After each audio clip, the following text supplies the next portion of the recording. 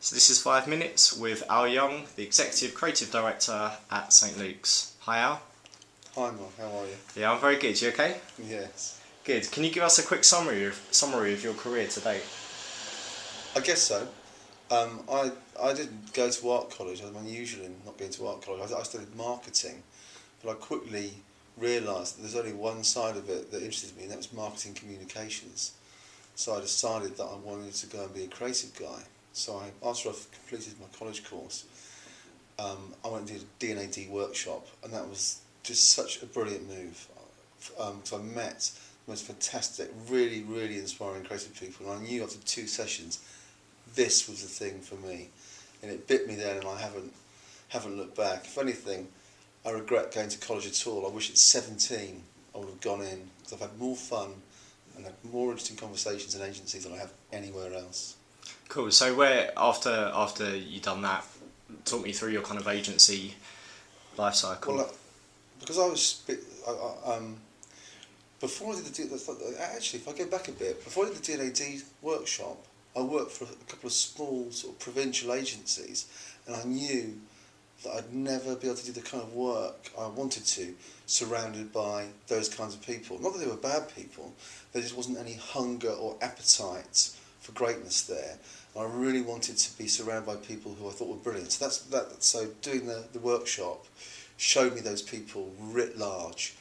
After that, this is going back now to 1989, and this is economically, it's very similar to what it's like now. It was so cold and so tough, and getting a job just felt almost impossible, but it was brilliant because I was able to go to see the interior of so many agencies on placement. So I was at BBH for months, TBWA for months, DDB for months. Some places about 6 months at a time at Grey. Even Grey was not the most brilliant of the agencies at the time, but still it was just had such an education, and also enabled me to see how different creative directors operated. So by the time I got my first job, after 2 years nearly of placements, I had a really good understanding of what my style of management was going to be if I ever made CD, and it's kind of so it was brilliant. And when my career started to move. My first job was at D&B, and because I was just a bit more aggressive than a lot of the other people there, I made like 6 commercials in 3 months. There were people who've been there for 10 years and made 2, I was so determined to get hold of every single brief, and I would urge any young creative person out there just to try and make friends with the traffic guy and grab every brief going and go for it, because that will propel your career really, really quickly. After I'd written a few good ads, I was picked up by an agency called Shy at Day. They're still in America, still a very good agency. They merged with TBWA. And then after about 1.5 years of doing that, we were sold to Omnicom. But we were having such a good time, we didn't want to be sold to Omnicom. So we got all of our clients to underwrite us, and we became St Luke's, and I've been here ever since. I was made creative director after, I think, 2.5 years. Then I got ECD after about another 2 years after that. So, What advice would you give to people that are currently on the placement scene and have been for a couple of years and are on the edge of giving up because they either don't believe that it's going to happen for them, or tough economic times are going to actually make that decision for them? it's all down to the faith in yourself. I would never say so. If you're not getting affirmation on your work on a regular basis, if you're just missing because of bad luck, injustice, sudden changes of a client point of view, sudden pulls of spend, do not give up. Everyone has a slough to go through.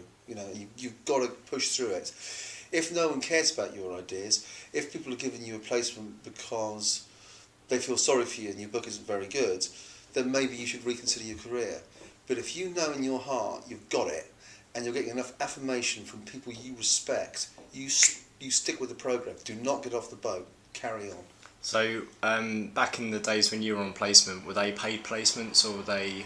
No, a lot of them were completely unpaid, which was quite interesting. So how did you survive for a couple of years? Well, what I did was I went and sold cowboy boots on Saturday and Sunday. I sold them on King's Road and in Camden Market, and it was fantastic. It's quite tiring because you'd put the hours in during the week, and then I'd go and graft away flogging these boots. But actually, there's something about face-to-face sales that I really enjoyed, and because at the end of the day, we are in a selling job. And I guess it's no different now when you're pitching to a client. You're pitching face to face. There's things that you believe in. Yeah, well, I think so. Yeah, people can tell when you're genuinely convinced by something. And I think that often as not, clients don't understand the difference between a good idea and a bad idea. Some of them can. But I think they're actually, that's probably not the majority actually. What they can buy though is genuine enthusiasm and a team that's united with a burning passion, a kind of joyful conviction in what they have. I think clients will buy that before they buy the idea. How would you describe the creative industry in 3 words? Fun, a fun, maddening roller coaster. And for you, what's the best thing about agency life? Oh, I think it just keeps you on your toes. There's no room to relax. There's a great Buddhist phrase. I'm not a Buddhist, but I love this phrase. Which is, how do I stay in the moment? Was the question that the novice asked the master. It says, go in the woods and get chased by a bear, because you'll be watching where you've put every step, because there's something that's going to catch you and eat you if you don't do it. So that's the kind of the experience. You know, the moment you snooze, now the client's gone. Yeah. You know, the idea's been lost. You know, you've got to be on it, and I really like that. Who inspires you creatively? Oh my lord! I mean, I'm inspired by so many.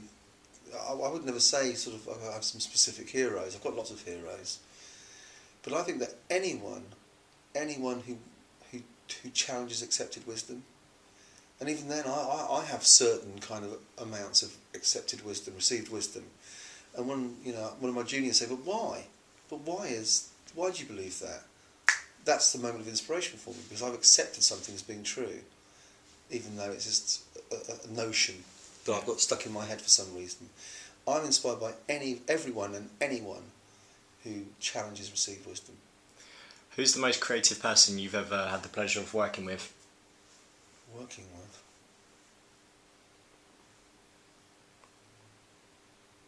Golly, I'm trying to think. I've worked with so many kind of wonderful directors. I think for me, it's a lot of the work that I do is televisual. There are certain directors that see things in your work that you haven't noticed. So Garth Jennings was spectacular. We sort of had an okay script, and Garth said, "What's missing from this is X," and he was absolutely right. So Danny Kleinman was very similar. I mean, there's a lot, but I sort of do James Rouse, who I work with quite a lot. He always sees something in the work that I'm blind to, and so again, that I've had some very kind of inspirational kind of CDs as well, and they see things in the material that weren't apparent to you, and that's really inspiring. What do you look for in good creatives? Ideas with spirit and edge, ideas that take a little risk. That's the ideas they produce, and then resilience, because this job demands you can wibble and wobble, but you can't fall down. You've got to keep getting up all the time. So it's a combination of good quality ideas that take a little risk, plus the determination to keep going no matter what happens. So even when they kill the babies, you get over it, you come in again and you go again. What do you think would be the biggest challenge in the industry in the next 5 years?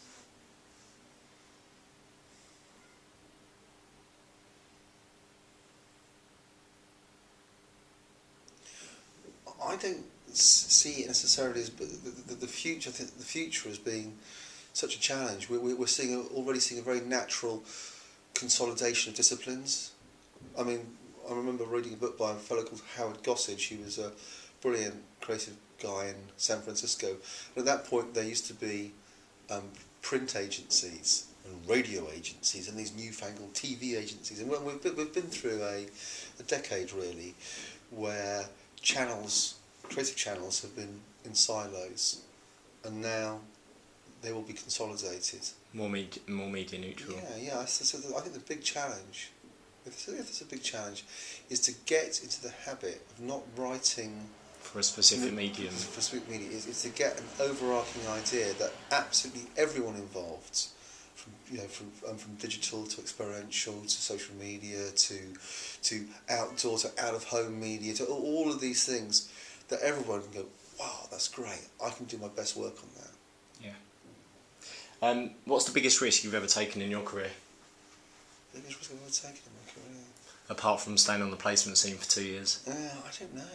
I don't know that I have taken any enormous risks, because at the end of the day, it's only advertising. Have I ever taken huge risks? Yeah, I can remember being told to take, we're going to take the book in to see Steve Henry. If you take this, this, and this, and this out, we'll take it in.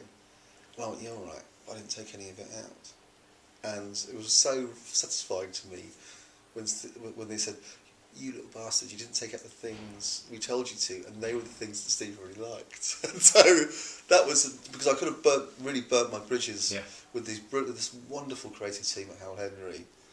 And that was a bit naughty of me, but I just felt strongly that it was right. I'd worked on the book for such a long time. It wasn't pure arrogance. I'd spent 2 years building up this portfolio, and I felt that work was the most representative of me. I don't need people to like it, but I think your book is one place where it has to be very true to yourself. We have to write ads all the time where we're having to take the edge off things and soften them and compromise for all kinds of reasons that make sense and don't make sense. But certainly in your folio, or in your show reel, if you're more experienced, you should be really true to yourself. Well, I guess creative is subjective, so what one kind of creative director likes, another creative director might not like, and exactly. You have to stay, like you say, true to yourself. Exactly, because there's no point in trying to, model, create something to appear to. You see, you go to a party and someone is talking to you, they're pretending to be more like you than they are, and exactly, and it's transparent. The people that we tend to be attracted to, the ones who are true to themselves. Yeah. What's your favourite advertising campaign of all time? Golly, of all time. I don't know if I was even thinking, because obviously Steve Jobs has died so recently. But I loved the relaunch of Apple, the Think Different.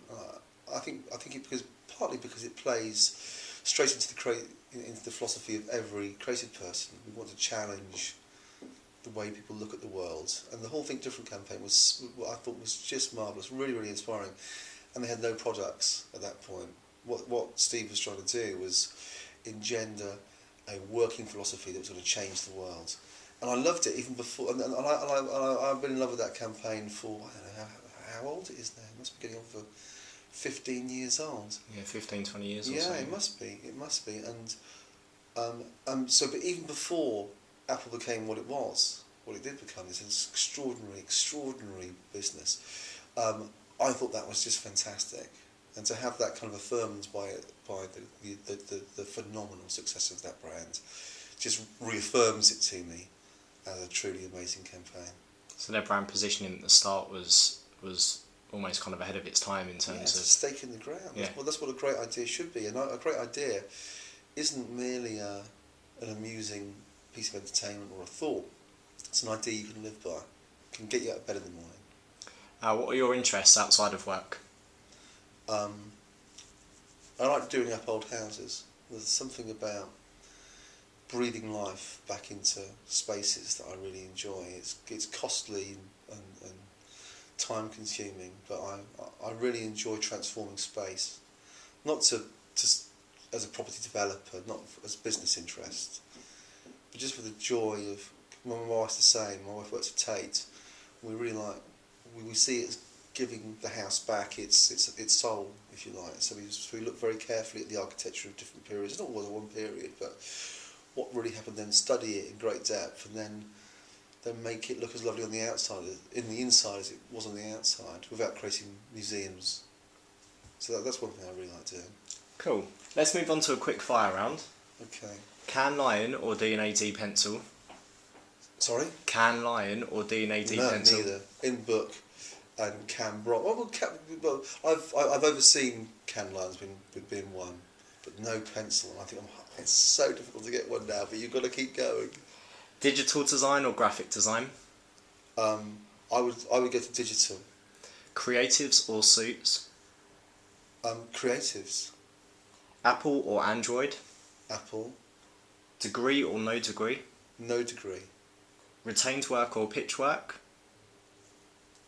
I don't understand the question, sorry.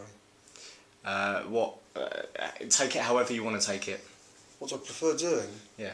I prefer retain work where you have a relationship that's built. I love pitching, and when it comes to actually writing the ad, I want to do it with confidence, and that's having a good understanding of the client and their problems and their ambitions. Web or mobile? Web, I think. Independent agencies or networked agencies? Independence. Outsourced production or on-site production? On-site. Miami Ad School or Hyper Island? I don't know. I'd be torn there. I wouldn't like to say. Watford or Bucks? For me, Watford. And lastly, Don Draper or Roger Sterling? Or Roger. Sterling. It's got to be Don, hasn't it? Come on, it's got to be Don. Cool, thank you very much.